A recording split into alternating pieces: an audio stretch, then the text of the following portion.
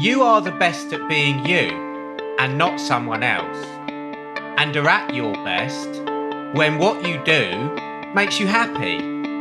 Great is what you'll be, and confidence is the bag you carry it in.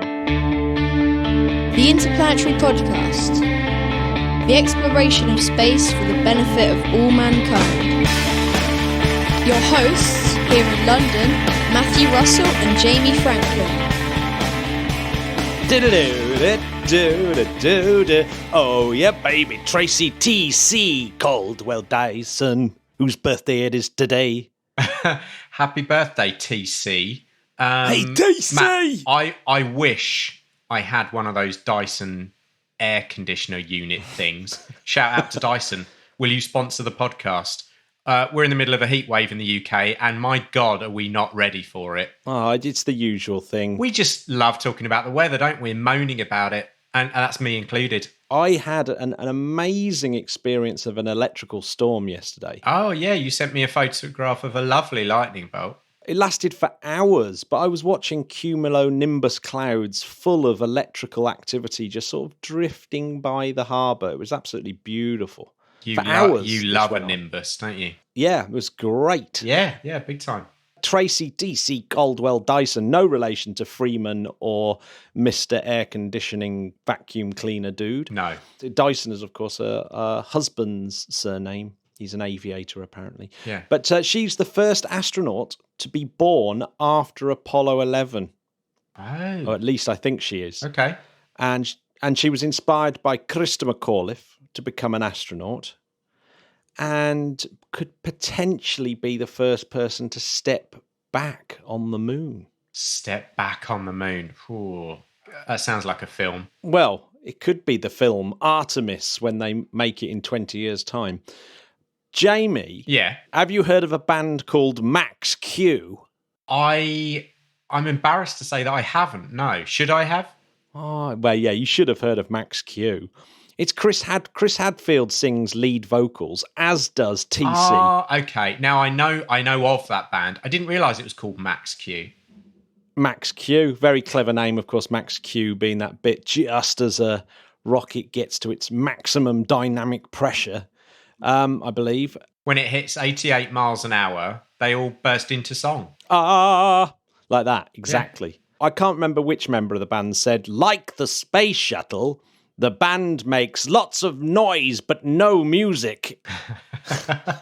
Well, at least they're honest. I've got a feeling they're really good because I remember Chris Hadfield. Good. Yeah.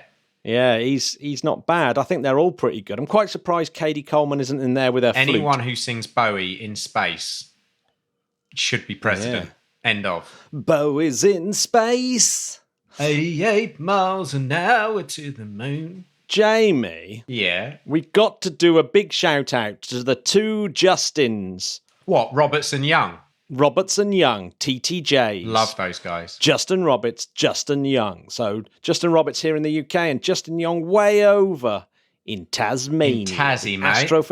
Astrophotographic legend that he is. Very awesome those two are too. Without them, we wouldn't be able to do things like serve up the podcast on YouTube. How cool would it be, Matt, one day in the distant future that we can go for a pint with Double Justin?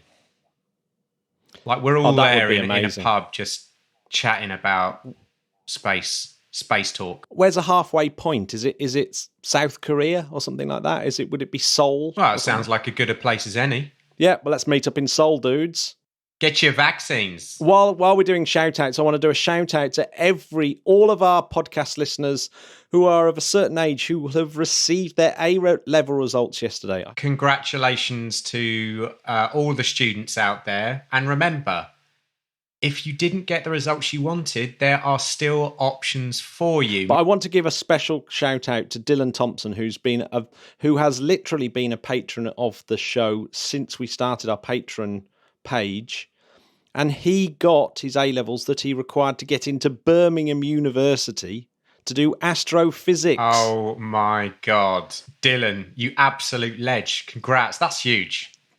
That is massively huge. And Birmingham University is really, really good. I'm not just saying that because it's my hometown, but it's Alberto Vecchio and Andreas Fries, for example, from the LIGO project. They are at Birmingham University. It's incredibly Wait a minute. prestigious. Are you saying that Dylan wasn't put off by our absolute gibberish each week? I think he found it very inspirational, Jamie, that even you could understand these complicated Well, subjects. Dylan, I've got news for you. I don't understand them, but I enjoy talking about it nonetheless. Excellent. And maybe one day you'll tell me a bit more. And hopefully Dylan in 4 years' time will be a bit like my guest this week, Dennis Silin from Exodus Orbitals, who graduated from Cranfield University with a master's, and he's got this startup. It's a really, really good little chat about space startups and the sort of things you can do with these days in space. So it's definitely worth a gander near the end of the show. Well, what a hell of a cliffhanger. Check out Dennis. Yeah, well, we got a few things that we need to talk about before we get there, Jamie. Yeah, big time. Well, 3 big ones this week, I think. There's the unfortunate disaster, and the pictures of it look really shocking, is the Arecibo Observatory in Puerto Rico.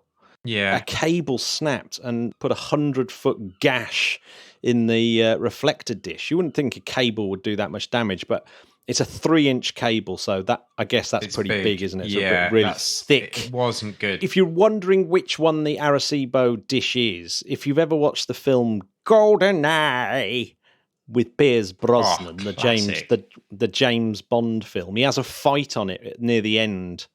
Even better, N64 computer game. Oh yes, and I believe it features in that as well. There's an actual there's a fight. You have to do a fight on the Arecibo dish, and of course Jodie Foster in the film Contact works at the Arecibo dish as well. So that's pretty cool. But and they've only just recovered from. We actually covered the story back in 2017 when Hurricane Maria damaged one of the cables. Oh man, when are they going to cut a break? Yeah. There's over almost 39,000 aluminium panels, and this cable's smashed through not that many of them, but it looks really bad. And that sort of collecting dish was the biggest dish in the world until China opened up its ridiculously huge, fast FAST telescope. What does that stand for again? It's the 500-meter Aperture Spherical telescope. Finally. So obviously I'm going to edit that so that I just knew it off the top of my head. Yeah, sure. This one's only 1,000 feet in diameter. I say only 1,000. Obviously that's absolutely 167 feet deep. Yeah. Covers 20 acres. And do you know what's really cool? It was built in a sinkhole. That's why Puerto Rico, because it has all these sinkholes, and they're perfect to build these dishes in. Well, let's hope they don't sink anymore. But the weird thing is, like, normally satellite dishes are parabolic, aren't they? But this is more spherical, cross-section of a ball. And that's because they move the receiver around. And if you move the receiver bit around in a parabolic dish, you'd get this astigmatism. So it doesn't quite work. Obviously, you can't move the dish because the dish is this absolutely insanely massive object that you couldn't possibly move. If you're wondering the other things that Arecibo has done, so it was built in the 60s.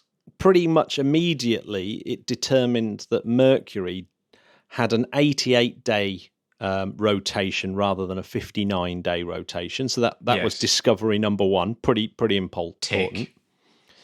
It discovered the period of the Crab pulsar, 33 milliseconds. Nice. That was the first solid evidence that neutron stars existed.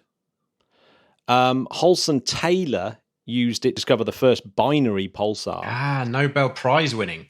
An asteroid in 1989 was imaged for the first time ever.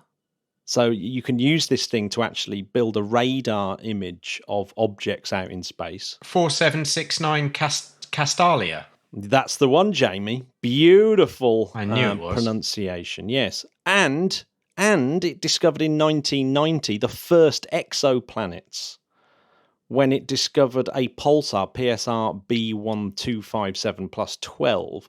I mean, I preferred 11, but 12's all right. Yeah, 12's a pretty good one. And, it's a better one because, of course, it's the first exoplanets were discovered around that. And we discussed that when that Nobel Prize went to the people who discovered the next lot of exoplanets, because for some reason that's not considered the first exoplanet discovery that's important, even though it clearly is. 1974, of course, they sent the Arecibo message, which is that funny-looking Atari-type code that they sent off to Messier 13, the globular cluster. That's right. To see if there was any aliens there and see if we get a reply. There? I don't know. It's 25,000 light years away, so we may have to wait some time. True. Yeah, and it used to track Soviet radar installations by detecting them because of their signals bouncing off the moon. That was its first military thing. Oh, fair enough. Yeah, let's hope it gets fixed soon. So, commiserations out there to all you at the Arecibo Observatory. Yes, we're sending you our best. Hope you get the old girl back up and running soon. Yes. Jamie, do you want to hear my space word of the week? Yeah. I only want to hear it if it's got a Z in it. Oh, you're lucky, Jamie. You're lucky. You've heard of pulsars? Oh, yeah, of course. You've heard of quasars, but have you heard of squeezars? What? Squeezars? No. Squeezars. So back in 2003, a couple of chaps, Tal Alexander and Mark Morris, wrote a paper called Squeezars, Tidally Powered Stars Orbiting Massive Black Holes. What they were suggesting was, as the stars are in these ridiculous orbits, they'll get squeezed by the black hole because there's so much tidal stuff going on. What would happen is you might get two different flavors: the surface heating with radioactive cooling, hot squeezars, and bulk heating with adiabatic expansion, cold squeezars. Ooh. But whatever happens, that you'll get some physical effects from squeezing stars. They will shine much, much brighter.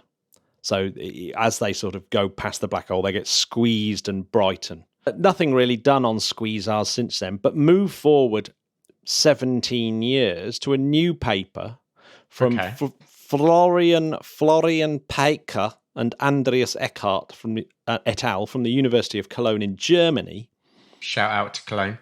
They have looked at some crazy stars that are orbiting around Sagittarius A star.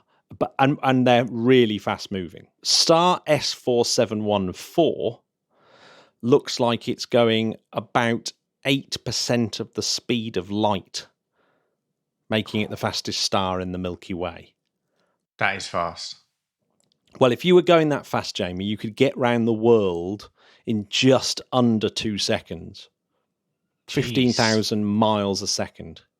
That's quick. It's really quick, isn't it? It's absolutely insane. We've got to think about, the Sagittarius A star is this enormous, supermassive black hole at the centre of the galaxy, right? Absolutely huge, roughly 4 million times the mass of the sun. It's got an event horizon that's 17 times that of the radius of the sun, at least. So it stretches out about a tenth of the distance between Earth and the sun. So it's pretty massive.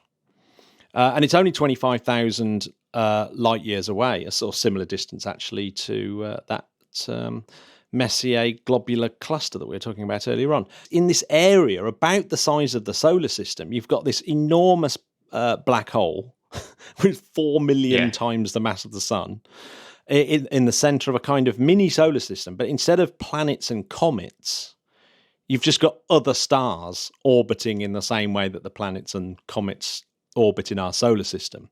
So it's like a sort of mega extreme version of the solar system. That is extreme. It's very extreme.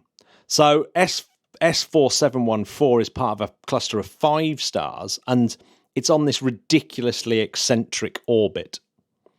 So what's great about this is eccentricity can be sort of measured on a scale of 0 to 1. So where would you fall on the eccentric scale? I'm definitely up there in a 0.8. You're a 0.8. Okay. Yeah, I'd say so. Well, get this. S4711 is 0.985. So it's which means so 0 would be a circular orbit and 1 would mean that it would be an escape orbit. It's so elliptical it would just escape. So 0.985 is just borderline hanging on to the system. So it orbits every 12 years. So like a comet, it will come swooping down around the black hole at ridiculously high speeds, and it gets really close to the black hole at periapsis. And then 12 years. Yeah, so it's whizzing round, and at the point where it's furthest away is apoapsis. It will be almost slowing down to nothing as the black hole pulls it back again. So it's going ridiculously fast as it swoops really close to the black hole and then goes away, and then just as it's about to leave just when the system, thinks it's going to escape, it's like, I've done it this time. After 12 years, it's like, this is the time. Get your ass back. It actually gets so close to the black hole. It's a sort of distance that is the area between Saturn and Uranus. So it orbits within Uranus's orbit of the sun, that kind of distance, and then swings out to a ridiculous, a distance away. There's another star. So this other star, S4711, is also on this highly eccentric orbit. Not quite as, it's slightly more circular, and that is on a 7.6 year orbit. And that sizzles away around the black hole a little bit further out, 144 AU. And it's going at 6.7% the speed of light. But it makes it the closest on average, to the black hole that we know so far. So on average, it's the closest star. But the other one, 4714, whizzes really, really close, like ridiculously close. That's close. Obviously, these stars going ridiculously fast, the fastest stars we know of, and getting really, really close to this supermassive black hole, they're getting squeezed. So they're potential candidates for squeezars. In fact, they're saying that 4711 and 4714 are squeezars. That's exactly what they are. So as they come in, they get squeezed by the black hole. They'll brighten up. And this brightening borrows energy from the sort of tidal forces, which will mean that the star is going to get slowed down ever so. It'll just get slowed down a little bit every time it swoops in. Oh, God. Which means, of course, that its orbit will start decaying. And what does that mean? Means they're doomed. They are doomed. Slowly, they will just drop beyond the event horizon of the black hole and get turned into spaghetti. Stars being turned into spaghetti is something else, isn't it? Will they see the back of their own head as well? Yeah, I'm not sure that stars have eyes though, Jamie. So, but yes, not that you know of. Exactly, not that I know of. Well, you can have. You might be able to have conscious stars, of course. Conscious stars. That's next week's show. Well, no. The great thing is, Jamie, I've got a little conversation with Kelvin about conscious stars. So I'm going to stick that. Oh my God! Yes. Yeah. I'm going to stick that on the Patreon page soon. It's so good. It's so funny. Matt, we normally do this at the end, but I'm a rule breaker. So what do you have to do to become a patron to hear this exclusive content? Just go to www.patreon.com/Interplanetary. Or you can just hit up interplanetary.org.uk and the details will be on there. Absolutely. Well, these stars, Jamie, are going to be very helpful when it comes to testing general relativity because they've already used S2. S2 is the most famous of the stars that orbit the central black hole of the Milky Way, and it itself has already been used to measure the most extreme conditions to see if general relativity holds up, and it did. But these ones are closer and faster. So when there's a replacement for Symphony, which was a spectrograph for integral field observations in the near infrared. Once they make a better one of those, they should be able to use these superfast stars and check out whether Einstein was correct or not. Oh, good old Einie. Good old Einstein. Now, Jamie, my favourite news story of the week, and my favourite pun to go with it, which I'm going to thank one of our patrons, Mark Shun, for. He came up Mark. with which is going to help me remember the name properly, because obviously it's spelt Ceres, but the headline is the World Series. Which is great. Yeah, see, it's just great. The World Series, because it turns out that Ceres, the big dwarf planet in the asteroid belt, is a water world, Jamie. Jamie, this is super exciting. Not just Europa, but now Ceres joins that as a list of potential candidates for life. That's amazing. So Kevin Costner could be on there in a jet ski. Exactly. So there's a whole heap of papers that were dumped in Nature based on the data from the Dawn spacecraft. So, yes, Ceres discovered 1801, and it's in the asteroid belt between Mars and Jupiter. It's the 25th largest object in the solar system, 580 miles across. It's the only object in the asteroid belt that's been rounded off by its own mass. And in fact, it's 25% of the asteroid belt's total mass. Yeah. And even then, Pluto is 14 times bigger. So Pluto is made up of more material than the entire asteroid belt, including. And they've got the nerve, Ceres. Matthew, to call it a dwarf.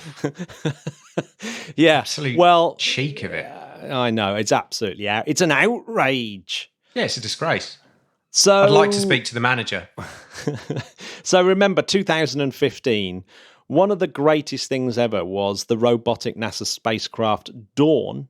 Dawn, of course, and it entered the orbit. It managed to get into orbit around Ceres, and that is after it had done.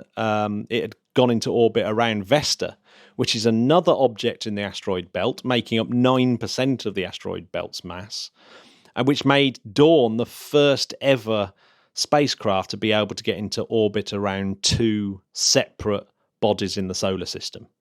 And that's because it had these ion engines that could, get this, the ion engines ran for 5.9 years on that mission.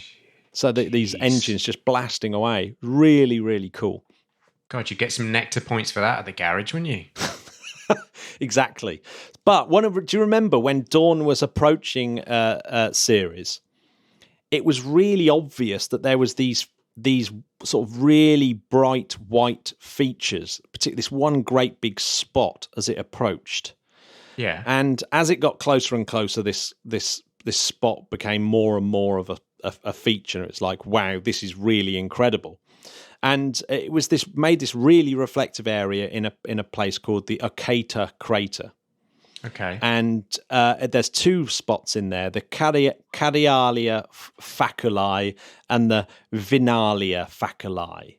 And as Dawn got closer, it got into orbit and it managed to get down and was taking pictures only 22 miles above the surface. Imagine that. And it was imaged these spots, and you can go and see the imagery. That's absolutely fantastic. But they're sort of white and pink. There's a sort of pink in the spots as well. Yeah.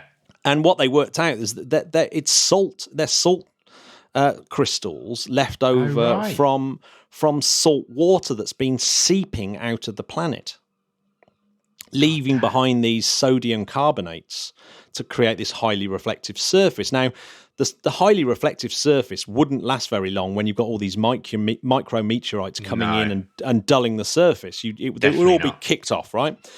So we know that it must be pretty new, but also that it must keep being a bit replenished, because it turns out that there was still a little bit of wetness in this salt. So water is seeping up somehow. Now, you can account for quite a bit of it, this surface water, by the fact that Aperture is an impact crater, and the actual heat from the impact of whatever hit Ceres way back 20 million years ago created a lot of heat. All that heat created all the sort of ice in the rock of Ceres to sort of melt and come to the surface. But as it's cooled down, you wouldn't expect it to still be wet now after 20 million years. So what they think has happened is it's also opened up cracks and fractures that go even deeper into a lake.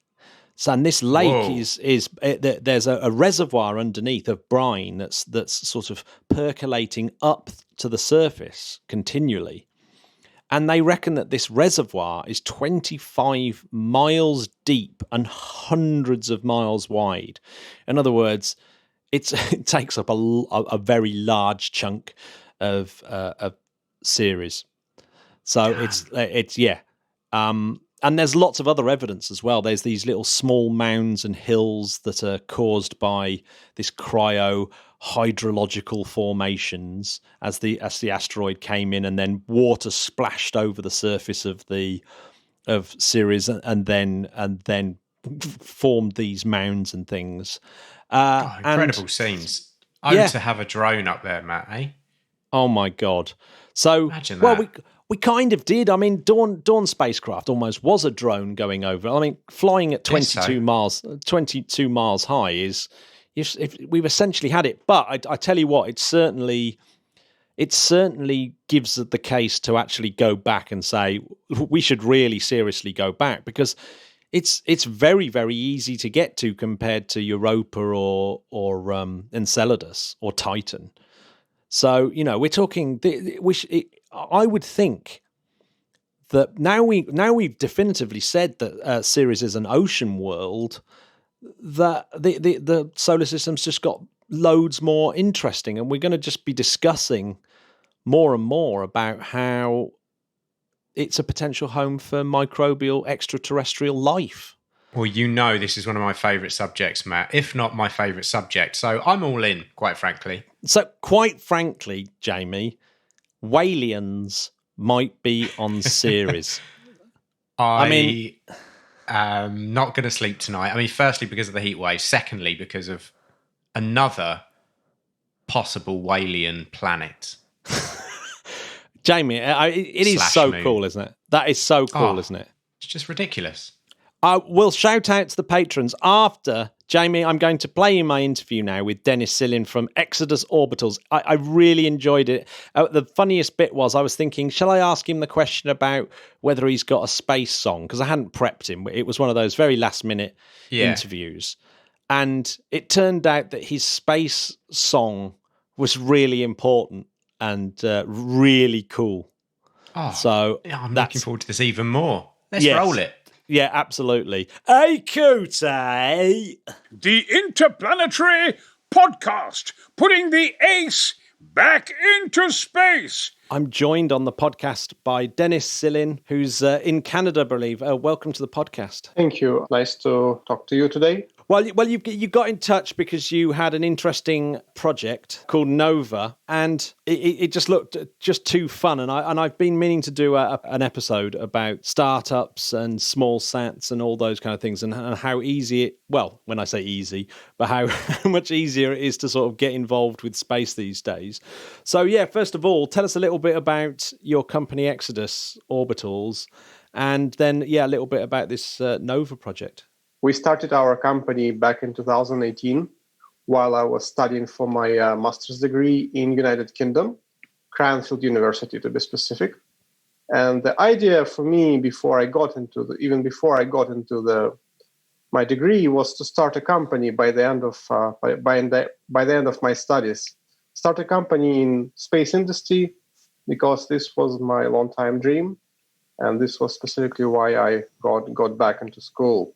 And that's what the plan, and the plan succeeded 100% in that part at least.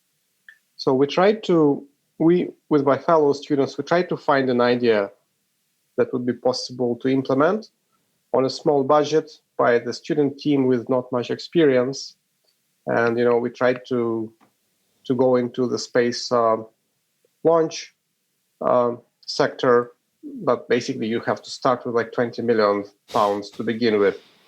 And none of us had that kind of money. And then we went, naturally after that, we looked into the opportunities in small satellites, CubeSats, and we tried a few ideas, but we decided to find a better idea. And in the end, we stuck to what our current concept is about.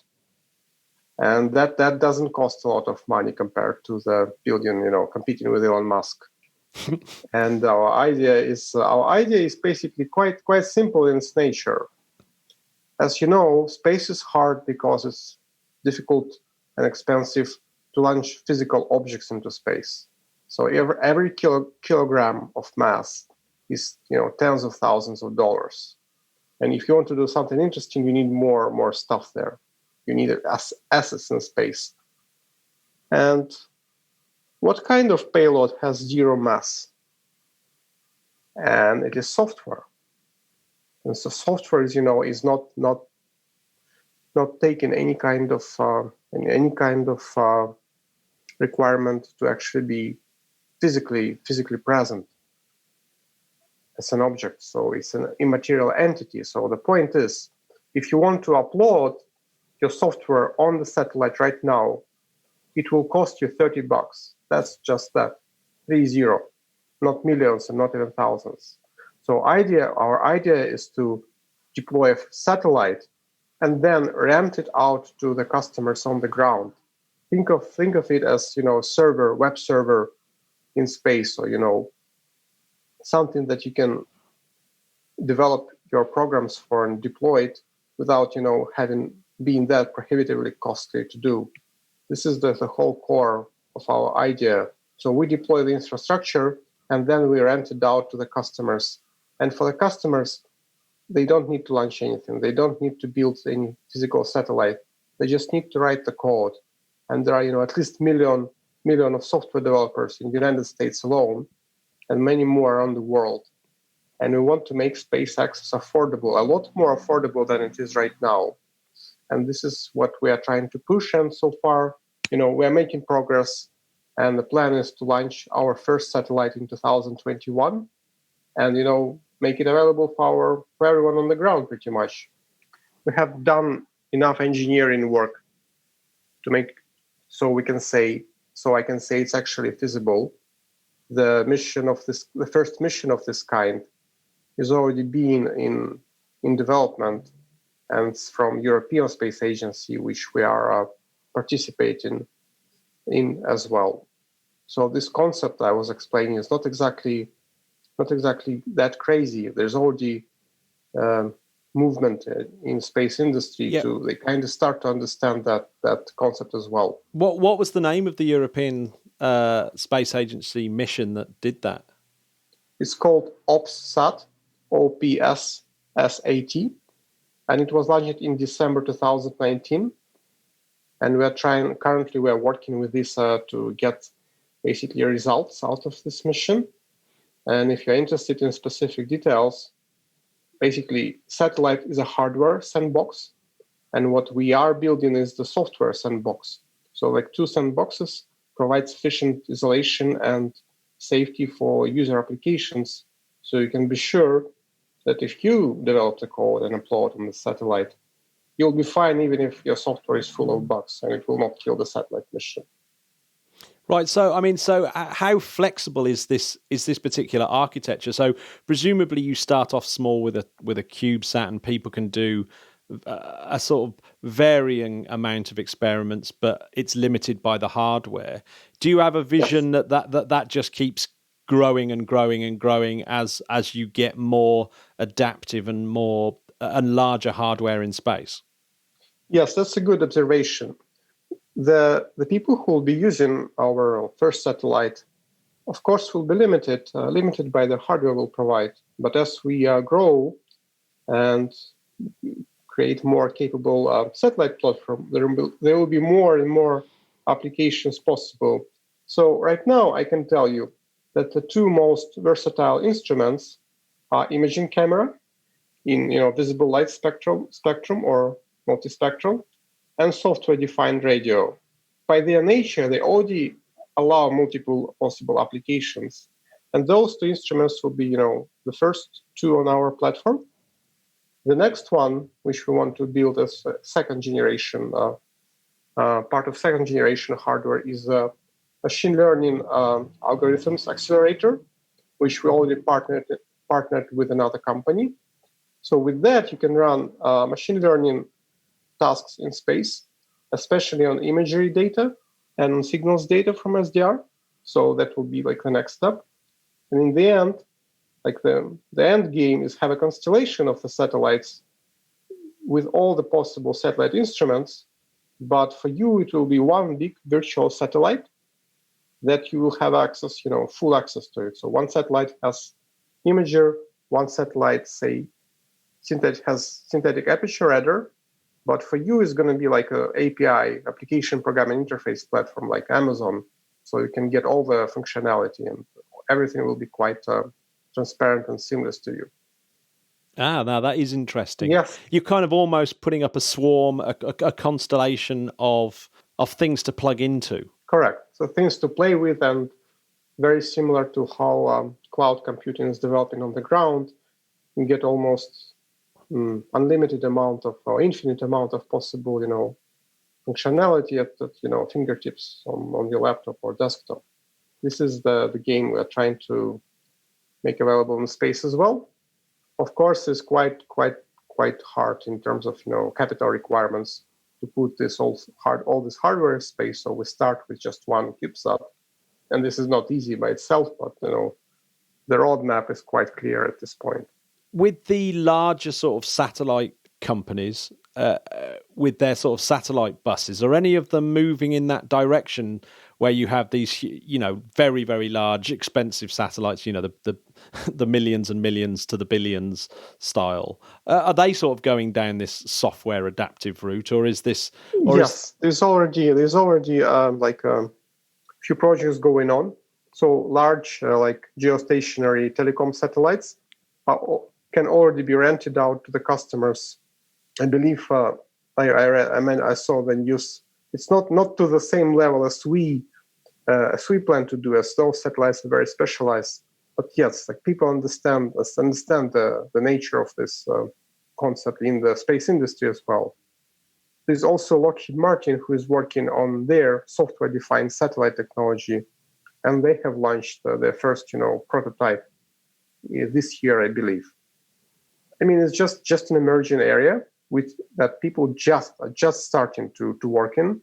And there's a couple of other companies that already, figured out this thing and will be launching reconfigurable satellites to basically swap the mission software depending on the customer mission. So the satellite hardware stays the same, but the mission software gets changed depending on the customer needs. Well, this is what the current picture of this area at the moment. Yeah. So with when you were trying to raise funds, I noticed that you've just finished a Kickstarter campaign, but unfortunately it wasn't successful. Is that the normal route in now for these smaller space endeavors to go down Kickstarter, or is this quite sort of novel way of doing it? Well, it's a bit of our company is a bit of exception from every possible area. So normally you get venture capital or government grants, but we're trying to get that kind of funding as well. But so far we haven't succeeded in getting any funding at all.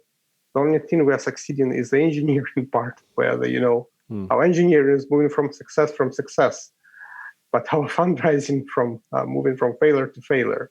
So Kickstarter was one of the options we tried to explore.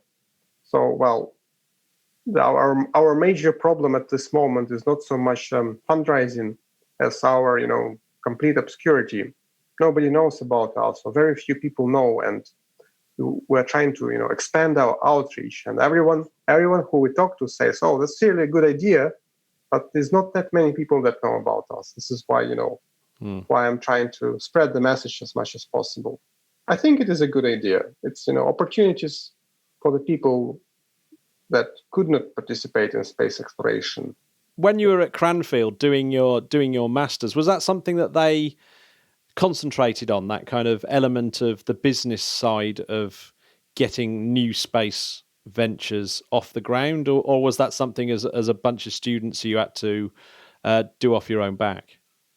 Well, it was more of a second one. We just a bunch of students, but I know the number of other companies were started by the same year, by the students of the same year. In my degree, we focused on the science and engineering parts of space. It was purely that I was studying. The startup was completely my idea, or fellow students cooperation.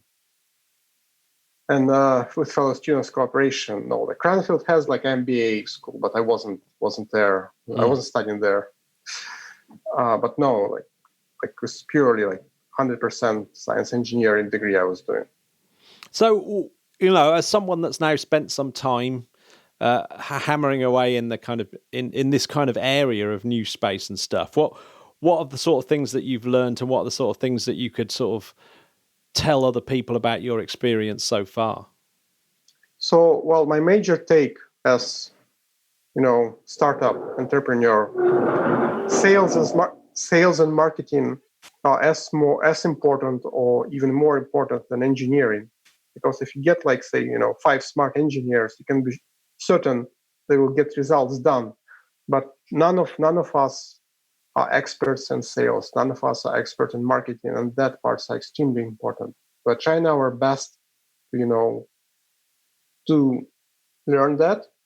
But again, we are kind of all amateurs at this point, and there's this bit of a uphill struggle for us. So if there's any podcast listeners who are really massively into space but marketing and new venture, would you be interested in them and getting in touch?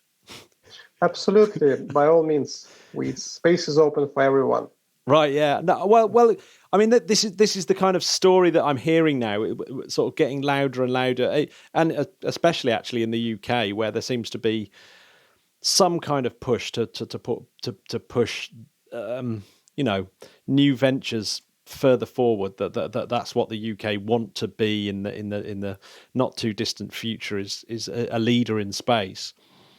Well, there's definitely that. You have to be smart with your strategy if you become a startup founder, because it comes down to the money, how much money I do have on your bank account. And space is, extremely expensive area for any kind of activities.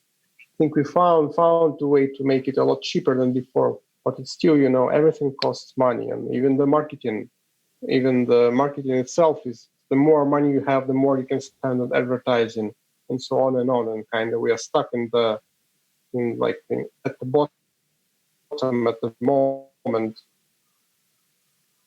Simply, don't successful with fundraising, and we're not successful with, our outreach. And we have those 2 problems we're currently struggling with. Once we get one of them solved, then the second one will become much easier. With people who are interested in that technology, that platform, what were the sort of ideas that people were thinking of using the platform for? Well, the very simple idea is to make pictures of the Earth underneath based on the specific location. And that's basically the first application you can do in space that you cannot do on Earth. And, it's not that trivial. You have to be aware of orbital mechanics a bit, because you need to be aware of the position of your satellite versus the illumination conditions on the ground, because your satellite may be over the target just fine, but it is nighttime and you won't see much. Yep. So there is a degree of learning curve that is interesting experience by itself. If you never tried to operate the satellite, you are simply not aware of what you need to know. And while you're trying to do it, that's a part of the fun that we can offer. And the second mission, that was actually that was actually an interesting opportunity in itself. make a picture of another satellite in orbit that your satellite, our satellite, is flying, is being close enough. So it will be like a pixel or two, but it is an interesting challenge. Can you track the other satellite? Can you figure out its the window of opportunity where you can make your photo? And the same goes for other celestial objects. For example, with an Earth observation camera, you can make quite good pictures of the moon. And again, this maybe not that difficult for an experienced satellite operator. But if it's your first time, you simply need to figure out what steps need to be done. This is a bit like learning programming. You start with simple tasks, and then you figure out you can write something more advanced. But simple goes first. Yeah. So with Nova itself, you've got this CubeSat. What sort of orbit would it be in, and how long does it actually stay up in orbit? So yes, the orbit will be an low Earth orbit, specifically sun-synchronous orbit, with about 550 kilometers altitude. So the satellite will stay up there for at least 1 year, given enough time for people to try it. And that's very common, or that's very common orbit for Earth observation CubeSats. And it's fairly straightforward choice. It comes down after about a year, or is that? Or did I miss it? It will be in orbit more than a year, but it will be operating for at least a year. That's the current plan. And then, so they decay out of orbit presumably, and then just burn up harmlessly. Is that right? That's correct. It's there. The orbit is low enough, so they re-entry back into the Earth atmosphere after a few years. Well, the reason I'm saying that the lifetime is at least 1 year, because the satellite can die while still in orbit. Yeah. Especially with CubeSats, they don't have particularly high life expectancy. Is that to do with radiation? Yes, space radiation is what usually kills them. You never know. We did a series of posts on the history of CubeSats. And do you know that the first CubeSat, one that was launched back in 2003, I believe, is still in orbit and still actually operating. Wow. No, I didn't know that. That's actually incredible. I mean, is that one of the things about CubeSats that people put them into an orbit that decays quite quickly, because really a CubeSat isn't reliable enough to get itself out into a graveyard or to decommission itself? Well, I would say the satellite orbit is primarily determined by the satellite mission, and most of CubeSats are about Earth observation or surveillance or communication. You don't need any other orbit than the low Earth orbit. But those few CubeSats in 2003 were launched by basically reused ICBM, and they were put in much higher orbit, about 800 kilometers altitude. This is why they're still up and operating. Yeah. Wow. So when you were looking at sort of missions with CubeSats, did you ever look at interplanetary missions, like sticking them out around the moon or sticking them out around Mars, or is that just too difficult? Well, not maybe on year one, but we have a couple of crazy ideas about the interplanetary mission. So one of them is make a CubeSat race. So each team gets a CubeSat to operate, and we send them to the moon. And the goal of the race is to fly as low above the moon's surface as possible, to just get that picture of the moon from, say, 10 kilometers or maybe 1 kilometer. Or if as you know, there's no atmosphere, so maybe you can fly your CubeSat just maybe 100 meters. And the winner is the one who gets his CubeSat the lowest. And it's kind of fun challenge, because on one side you need to be high enough not to crash into the moon. On the other side, how low you can get is actually an unknown question. Maybe you can fly your CubeSat just 1 meter above the moon's mountain, and that would be kind of an interesting achievement. Yeah. So that I can see that what would be a great one for that would be for me to grab a couple of moon hoaxers and say, right, let's get one of Dennis's CubeSats, and we'll fly it to the moon, and we'll take a picture of the Apollo 11 landing site, will you be satisfied then? Yeah, maybe that can be an option. And the second idea, which a bit less crazy, but nonetheless a bit more challenging, is basically think of a CubeSat, share the CubeSat between multiple, users, and send them CubeSats to explore the asteroid. And the goal of that mission would be collect the data for asteroid mining, and then those people who own the part of the CubeSat share, they will get access to the data, but just those people. So it's a bit like a commercial enterprise. You invest into the CubeSat because it is an expensive kind of mission. You say like 100 people invest into one CubeSat. We send it to asteroid, collect the data, and then the assets will be the data of an asteroid composition, and then you can sell that data to an asteroid mining company and get your money back, for example. Yeah, so you're on a prospecting mission, in other words. Prospecting mission. Yeah. But the goal is to make that prospecting mission available to the people. So it's not just we are doing that. It's anyone who is interested in asteroid mining can take an active part in this kind of activity. Right. So, Dennis, what's next for your company, and what's the next plan? Well, the next plan, we have a few engineering projects to finish, including the one on our website called Micronova, which is basically a ground model of one U CubeSat that people can get to play with on the ground first, and then they can learn to develop the basics of satellite applications on the ground. And once they can build something, they can use the software for our Nova mission. So that's the plan. And it fortunately doesn't cost us much to make things that work on the ground. And we're still making a lot of efforts to succeed in our fundraising and marketing. So I'm like the CEO, so you're doing like 10 things at once. And that's the plan for the next few months. And we're still want to get our mission in space by the end of 2021. So what they'll have, plenty of things to do. And that's, the immediate picture. Once we're kind of standing more solidly on the ground, there's quite a lot of things in the pipeline I want to do in the terms of, satellite exploration.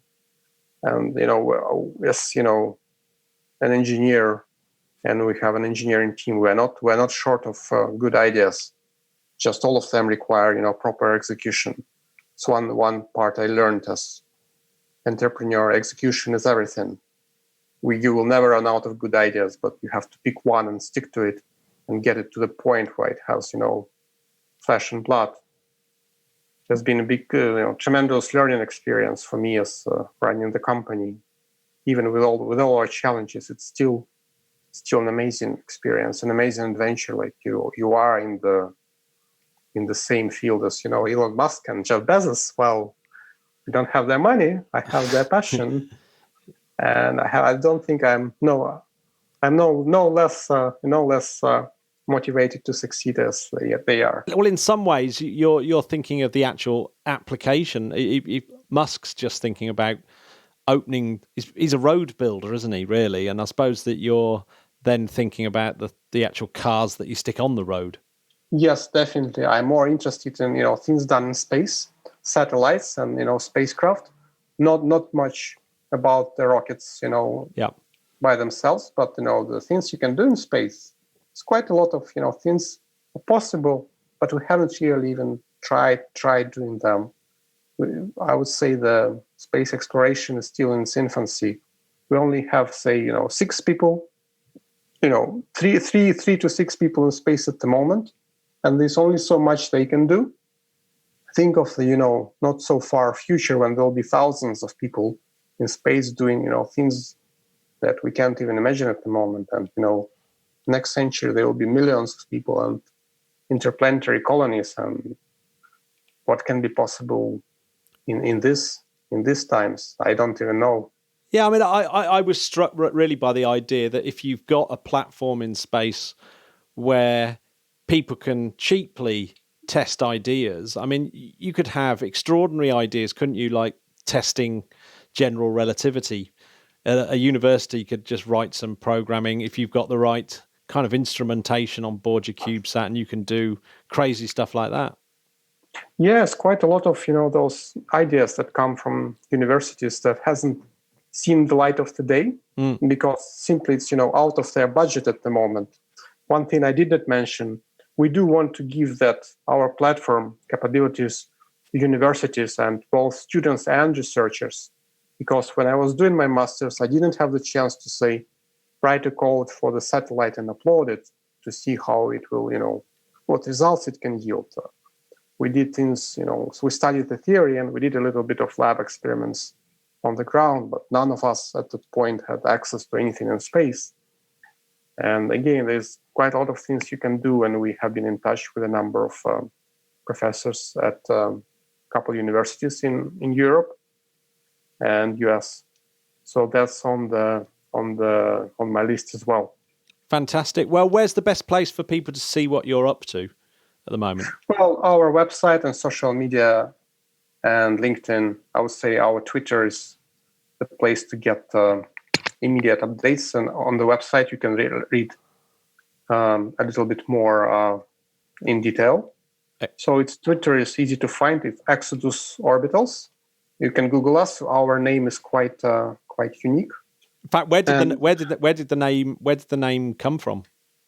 Oh, we had naming things is actually hard. Oh yeah, no, tell me about it. We spent at least a month in trying to find the name, and the second word was actually easier to figure out. Orbitals, so it's everything that basically orbits something. Mm-hmm. The stuff will be satellites and hopefully space station. And the Exodus Orbitals is basically what our mission is about. Allow people to basically explore outside of Earth and leave Earth eventually. So Exodus Orbitals is our long-term mission, and it's about interplanetary settlement and colonization of solar system in the very long run. So you kind of can Earth becomes from just one planet that you cannot leave. It will become like a starting point, and you explore into the solar system and beyond. Yeah, well, that definitely makes sense. That's great. I was almost hoping you were going to say it was related to Bob Marley, but no, sorry, not that. Because then we could have stuck Bob Marley on our space playlist. Well, you don't happen to have a favorite space song, do you, that we can stick on our? Oh, I do. That would be probably I can talk about that long enough for another podcast episode. There's actually an entire genre of music that's devoted to space exploration. Oh, what? And there's a song. There's an album's being published. And I can give you some YouTube links in the chat. Oh, yes, please, yeah. Songs that, people seen at, sci-fi conventions. Yep. I'm pretty sure there are hundreds of them based on what I see. They're not very well known outside of the, smaller community of sci-fi fans and space-oriented. But you can see the cover, cover of the tape. It was done on the album was published on cassette tape back in the 80s, and the guy found and restored those tapes, and now they're available for everyone on YouTube. Oh wow, that's really cool. So is this the sort of thing that you were all nerding out at when you were doing your masters? Yes, I'm like, well, that was the inspiration for me to apply for the masters. I was a fan of this music long time before I started my studies. Oh, fantastic. Oh, yeah, my life was a bit of, a story worth of the book. And maybe, one day I'll have it published. Oh, awesome. But had quite a number of adventures in my life, even before my master's. Yeah, so, you did your master's in the UK. You're currently in Canada. Where did you grow up? I grew up in Ukraine, or more specifically in Soviet Union first.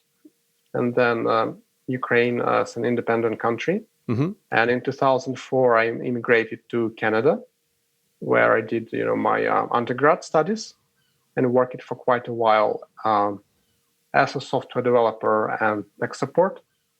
But, I was always dreaming about space exploration. And at one point in my life, basically, it was about making a choice. Mm-hmm. Do I still, work as a software developer, which is a fine job and, brings food on the table. It's quite, comfortable, lifestyle. But there's not much opportunity for me to get that shot at what I'm doing right now if I stay where I am. So I basically took a challenge and applied for my master's program.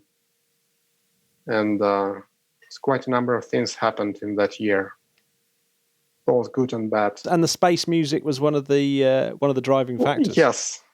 Amazing. Yes, they were. Absolutely awesome. Yes. I'm kind of, I was passionate about the space as long as I remember myself.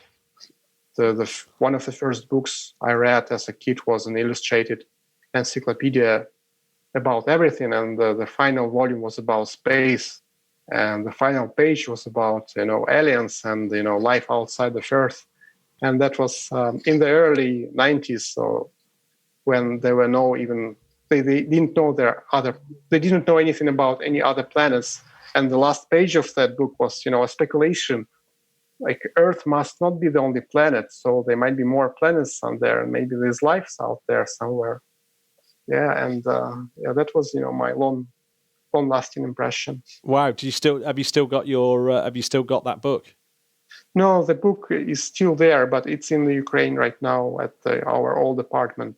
And presumably it's a Russian. Is it a Russian book or a Ukrainian book? So there's a twist. It's a book originally published in UK. Whoa. And translated into Russian, so republished in the Soviet Union. So it is originally like a British encyclopedia, and it's a Russian edition of that. What can you remember what the name is?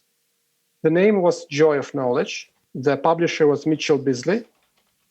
I can recite the large amount of content from the book to the day. So it's my favorite encyclopedia. Oh, it's from that. Yes. Do you know what? Yeah, I think I used to have that in our school. I actually recognise the. Oh man, yeah. That brings back a few memories. You see, we are on the same page. There's such a huge connection between music and it really into kind of those type of books when you're a child and sort of really getting into space and then never being able to really shake it off, and so that you always end up going back to space, if you see what I mean. Oh, yeah, I understand you perfectly. This is what happened to me, basically. Thank you very much for dropping in and giving us a quick overview of what you do. I think it's really exciting times in terms of being able to do stuff like this. So I wish you absolutely massive luck. And obviously, anyone out there in podcast world who wants to sort of help you with your endeavours, they should presumably get in touch, and they can do that through your website, presumably. Absolutely. Website or social media, and we have an email, and I read it every day. Thank you so much for giving me time to express my passion. And, I hope someone from audience might join our journey one day. As I mentioned, we are trying to make space easier, not harder, for the people to participate. It's a good field to be in because people are very, very supportive of our cause. We got a lot of help from the strangers, as well as our friends and family, and my friends and family. And that's an amazing journey in itself. You never know what you can do until you actually try it, and I'm glad I actually tried it. Well, yeah, that's a really inspirational end. So thank you very much for joining me. That's really cool. Thank you. The Interplanetary podcast is alive! There you go, Jamie. How good is Dennis? I really enjoyed that chat.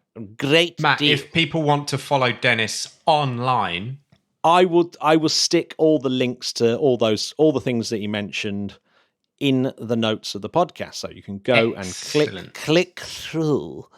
Jamie, let's do the big shout out to the legends that are the Interplanetary podcast patrons. Let's do one each. Go. Dr. Bob Volton Hodges. John, the Explorer Benak. Karel, the Talent Sim. Julio, Fuse Aperture. Oh, yes. Dr. the best. Keaton, neuroscientist. Håkansson. Darren, the Law Fuchs. The law. Oh, yeah, I'm jealous of that one. Ronald, Man of Kent, Hatcher. Marissa, Star Dreamer. Davis. Patrick, PH, Hayward. Tupper, No Socks Hide. Multe, the Gecko, Keebling. Rob, Habitats Annabelle. Stas, Source Code, Shusha. Mark, Bleeping Sean. What about Christopher, Historian, Andreasen? What about Auden, the Tech Guy Vala? Oh, yes, legend. What about Anthony, the Stalwart Engineer Pegs? Finally, but certainly not leastily, Bob, I could not like him more. I see what you did there, and I completely concur. Shout out to all of you legends. You make this podcast happen, so thank you. Excellent.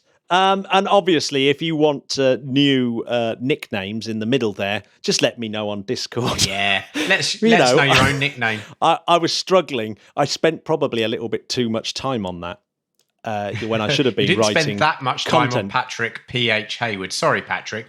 Patrick, I'm going to change your nickname to The Destroyer. I hope you like it. If you don't, we'll change it. Patrick, it just the sounds Destroyer cooler, Hayward. It? Yes, I like it. I would. And be you happy might think that that's with aggressive, Matt, but he's a destroyer of hate. Yeah, or destroyer of bad knowledge. He's a destroyer of injustice. Oh yes. So there we go, Patrick. You've been upgraded. Jamie, what are you doing in the sweltering heat of the weekend this weekend? Oh, I'm trying to keep cool, calm and collected. And I'm playing guitar this weekend. I was talking to you earlier, wasn't I, about one of my favourite bands from America, The Replacements. Love them. So I'm going to be learning some songs. What about you, Matt? I am going to be learning some songs too. George and I are going to have a crack at recording "Awaken" by Yes. Oh, huge! That is way trickier than my song. I've got a feeling it might be a little bit too tricky for me. No, it's impossible. I've seen George play. Oh, George will be all right with the Wakeman parts. I'm just a little bit worried about me doing the how parts. And God knows who's going to do the singing. I think we're all a bit worried. But we'll let's check back in next week. Yeah. All I know is it's Awaken Gentle Mass Touching. Oh, yes. Well, everyone have a good weekend. Stay cool, calm and collected as well. And we'll see you next week. Au revoir, Spodcats! Bye. See you next week for more fun and games in Space World. See you soon. Bye.